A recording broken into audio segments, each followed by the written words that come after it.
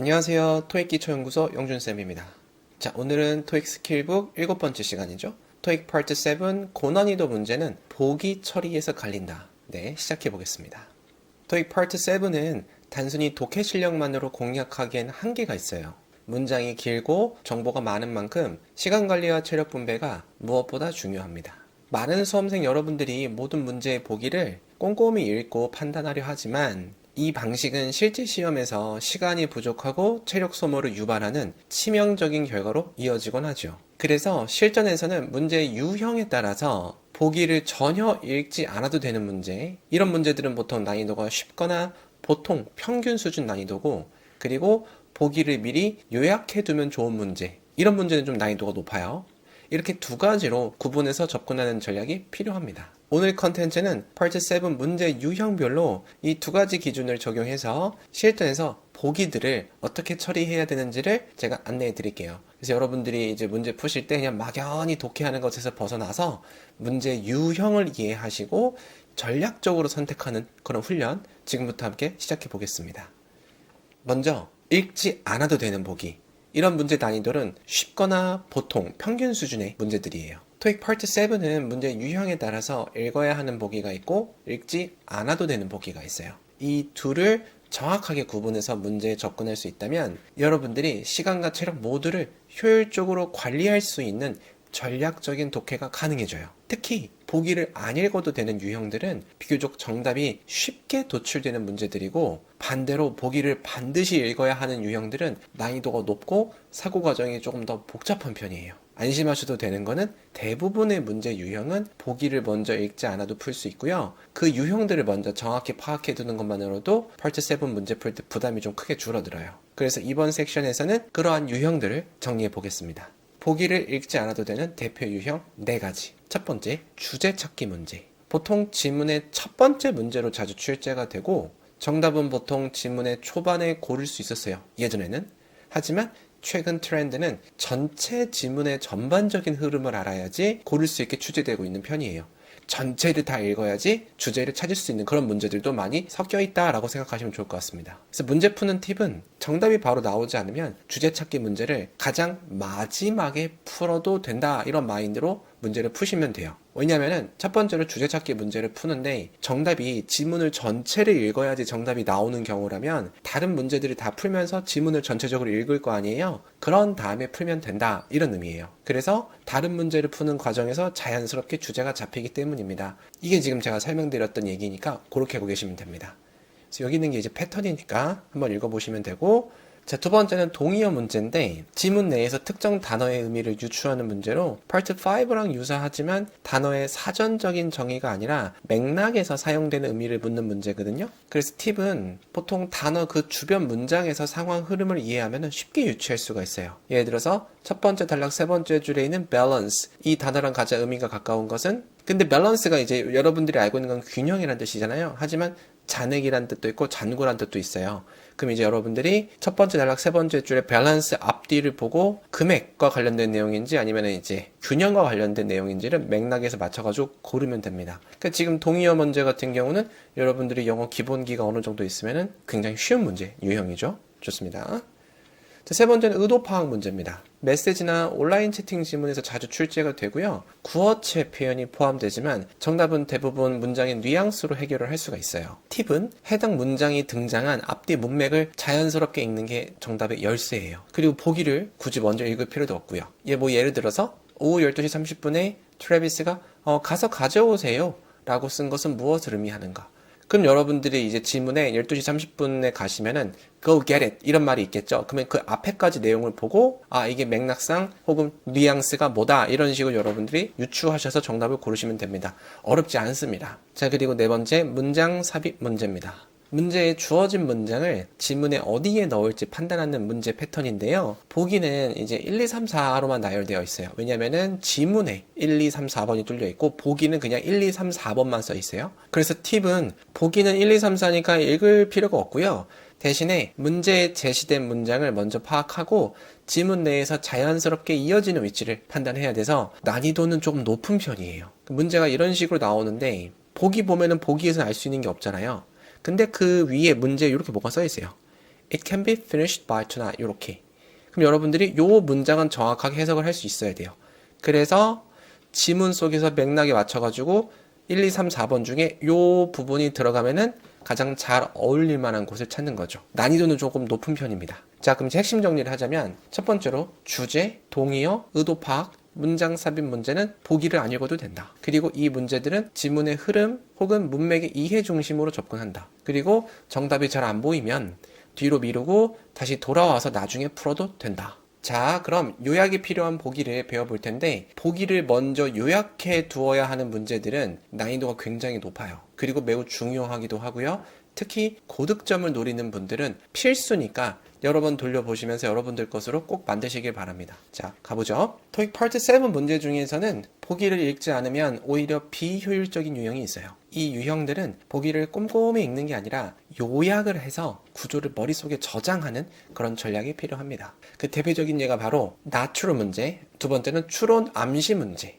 이 두 가지 유형인데 이런 문제 유형은 파트 7 독해 파트에서 가장 시간 소모가 많은 부분이고 난이도도 높은 편에 속해요. 그러면 왜 보기 요약이 필요할까요? 이러한 문제 유형들은 보기에 지문 전체에 다양한 정보가 압축되어서 반영되어 있기 때문에 지문을 읽기 전에 ABCD 보기를 먼저 정리해 두면 지문의 스캔이 되게 빨라져요. 그리고 not mentioned나 not true 이런 문제들은 정답이 아닌 보기들이 지문에 전부 언급되는 구조니까 보기를 먼저 읽는 게 사실상 지문을 요약하는 역할을 해주죠. 자, 아래 예시를 보면 What is true about the new machines? 이러면은 보기 중에 뒤에 있는 새로운 기계, 머신에 대해서 사실인 것을 찾는 거고 그 아래 거 보면은 not mentioned잖아요. 그러면은 언급되지 않은 것을 찾는 문제인데 이 언급되지 않은 것을 찾는 문제 유형은 보기를 반드시 읽어줘야 돼요. 아시겠죠? 왜냐면은 보기 4개 중에서 하나는 언급되지 않은 거고 나머지 3개는 지문에서 이미 언급이 된 거기 때문에 그거를 쉬운 단어들로 압축을 해 놓은 거거든요. 그래서 내가 그 보기를 먼저 읽고 들어가면 지문을 한번 먼저 읽은 효과를 느낄 수 있어요. 아시겠죠? 이러한 문제 유형들은 문제 마지막에 제시된 키워드를 꼼꼼히 살펴봐야 돼요. 주로 명사가 나오는데 마지막에 나와 있는 단어들 이런 걸 말하는 거거든요. 근데 대부분 명사예요. 대부분 명사. 그 이유는 이렇게 문제 속에 들어있는 맨 마지막에 있는 키워드가 지문 전체를 묶는 단어인지 아니면은 특정 단락 속에 들어있는 세부 사항을 묻는지에 따라서 내가 ABCD 보기를 읽어야 되는지 읽지 말아야 되는지 그 여부가 갈리기 때문이거든요. 만약에 이렇게 문장 뒤에 있는 키워드가 지문 전체를 관통하는 내용이라면 보기를 먼저 요약해 두고 전체 지문을 읽으면서 대응하셔야 돼요. 아시겠죠? 지금 What is suggested about Miss Ayala 이렇게 나왔는데 이 Miss Ayala가 지문 전체랑 관련된 사람이다. 그러면은 ABCD를 무조건 읽어야 된다. 그 얘기예요. 아시겠죠? 그리고 두 번째, 키워드가 지문 전체가 아니고 그냥 특정 단락에만 등장하는 세부 사항이라면 보기보다 먼저 지문에서 키워드 위치를 찾아서 그 단락 근처에서 정답을 찾으면 됩니다. 보기는 먼저 읽을 필요가 없습니다. What is indicated about the multi-layer cake? 멀티레이어 케이크에 대해서 암시된 것은 그러면은 이 멀티레이어 케이크가 지문에서 전체가 아니고 특정 단락에만 들어가 있다. 그러면 이 문제에 있는 ABCD는 읽을 필요가 없고 그 멀티레이어 케이크 있는 단락 근처에서 그냥 문제를 풀면 된다. 이 이야기였습니다. 아시겠죠? 자, 그러면 이제 실전에 바로 적용을 해보겠습니다. 아래는 실제 정기시험 기출문제집 4탄에 수록된 예시예요. 총 4문제로 구성된 지문이고 162번과 163번이 우리가 집중해야 할 암시 추론 문제 유형입니다. 여기에서 62번하고 63번 유형이에요.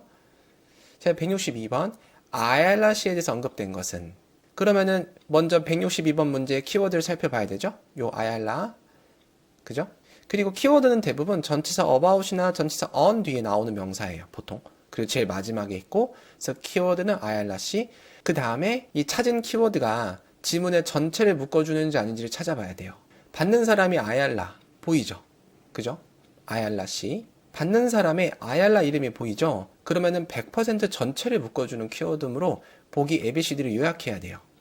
그러니까 다시 위로 올라가서 보면은 지금 162번이 아얄라 씨에 대해서 묻는 건데 이 아얄라라는 키워드를 보니까 이메일이 글의 종류죠? 그러면은 먼저 받는 사람 혹은 보내는 사람을 찾아봐야 되는데 여기선 받는 사람이죠. 그러면 전체랑 관련된 키워드니까 뭘 해야 된다? 이 ABCD를 먼저 요약을 해야 된다. 자, 다음 거 163번 What is indicated about the multi-layer cake? 다층 케이크에 대해서 암시된 것은. 그럼 이제 멀티레이어 케이크를 찾아야 되는데 멀티레이어 케이크는 딱 보니까 특정 단락 안에만 들어가 있거든요. 아까 아얄라시랑은 좀 상황이 다르죠. 163번 키워드인 멀티레이어는 첫 번째 단락의 네 번째 줄에서만 찾을 수 있죠. 좀 전에 우리 확인했던 빨간 동그라미, 그죠? 그래서 특정 단락에만 보이는 키워드니까 보기를 먼저 읽을 필요가 없어요. 그래서 키워드가 들어가 있는 문장의 맨 처음이나 혹은 한 문장 정도 앞에서 읽으면서 오답을 소거하시면 됩니다. 여기 멀티레이어, 여기 한두 문장 앞에서 시작하고 한 두세 문장까지 요 범주 안에서 보통 정답이 골라져요. 이 문제는. 아시겠죠? 보통 키워드가 특정 단락에서만 발견되는 세부사항 문제는 키워드를 중심으로 앞뒤 한두 문장에서 해결하실 수 있어요. 아시겠죠? 그래서 팁은 키워드를 찾으실 때는 지문을 읽는 게 아니고 이렇게 지그재그 방향으로 빠르게 스캔하듯이 내려와야 돼요. 그러니까 문제에서 멀티레이어 케이크를 보면은 이제 지문을 읽으실 때 이렇게 읽는 게 아니고요. 이렇게 지그재그 방향으로 내려오면서 멀티레이어 케이크라는 키워드만 찾는 거죠. 해석하는 게 아니라. 아시겠죠? 자, 그리고 나머지 문제들. 첫 번째 문제였었잖아요. What is the main purpose of the email? 주제 찾기 문제니까 처음에 안 풀리면 가장 마지막에 풀어도 돼요. 왜죠? 다른 문제를 풀면서 주제가 파악되기 때문에. 그리고 동의어 문제는 글을 읽어가면서 그 근처에서 바로 해결을 하면 되고 역시 다른 문제를 풀다 보면 동시에 풀리는 그런 유형이죠. 아시겠죠? 제가 오늘 설명드린 이 전략을 사용하면 정답만 따로 찾는 게 아니고 오답 제거도 효율적으로 진행하실 수 있고 지문 전체를 두세 번 읽는 수고를 줄일 수가 있어요. 그래서 오늘 배운 내용들을 잘 적용해서 여러분들이 토익 최종 보스 파트 7을 꼭 격파하시길 바랍니다. 자, 마무리해드리겠습니다. 요즘에 혼자 토익 공부하는 분들 정말 많습니다. 독학도 좋지만 기초가 부족한 상태에서 잘못된 방법으로 매달리면 결국에는 400점, 500점대에서 멈추게 되거든요. 열심히는 하는데 점수가 그대로라면 지금은 강의를 더 들을 때가 아닙니다. 지금 여러분들에게 가장 필요한 건 내 상태에 대한 정확한 진단이거든요. 제가 YBM 현장과 온라인에서 분석한 수천 명의 데이터를 바탕으로 여러분들의 진짜 문제점을 짚어드리고 맞춤형 로드맵을 그려드릴게요. 다만 제가 모든 데이터를 직접 분석하고 로드맵을 드려야 돼서 정말로 점수를 올리고 싶은 분들만 신청해 주셨으면 좋겠습니다.